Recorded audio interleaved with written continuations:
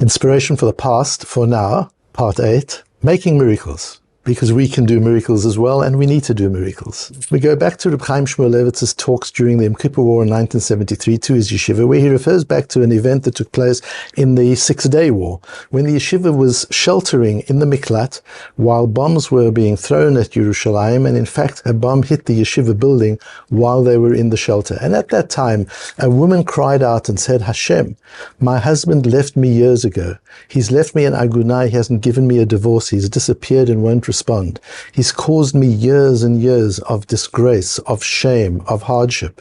And yet at this moment, from the bottom of my heart, from the depths of my feelings, I forgive him completely. Hashem, that's not easy or natural for me. That's something that is supernatural and miraculous for me.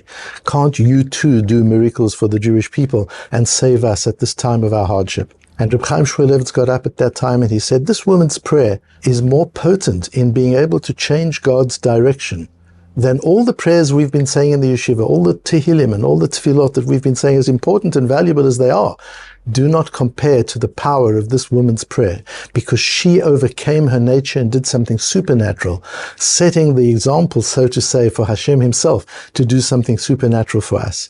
And he referred it to the Gemara in Megillah, where Rabbi Shimon ben Manasseh talks about Esther, after having asked the people to fast for 3 days when the nation was in such a terrible situation. And then she invites Haman to the party. And she says at that point, Ulai yargish hamakom v'yaseh lanu nes. Perhaps Hashem will feel what's going on with me and will do a miracle for us. And Rashi explains, perhaps Hashem will realize that what I've just done is supernatural for me. It's miraculous for me. Because for me to overcome my nature and have to flatter this wicked man and entertain him at a party, that's something that comes so difficult to me. It's so unnatural for me to do that, so against the core of my beliefs and my values and who I am at my essence, and yet I'm able to do that.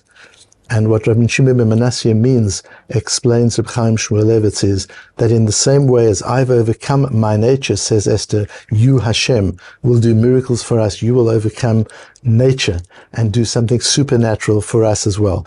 And I'm sure that many of you, as I, particularly at this moment of being away from Israel, are wondering, what can I do? How can I change the situation? In what way can I make a difference? And we learn something from this message from the past, from Reb Chaim Shmuelevitz's talk.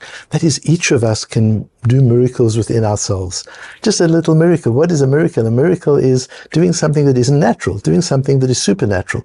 So if you consider that there are things that are not natural for you or I to do, and yet if we could do them, something that benefits the world, something that benefits the Jewish people, something that benefits other people, another individual, if we could overcome our nature and just do something, just find ourselves able to daven in a way that we wouldn't otherwise pray, to learn in a way that we wouldn't otherwise learn, to give charity and tzedakah, to be generous in ways that don't come natural to us. If we could just do gestures that don't come naturally to us for the benefit of other people, then when we pray to Hashem and ask Hashem for miracles, Hashem listens differently to that prayer and responds differently and is able to say, you made the effort to do something that was supernatural for you in your own little way.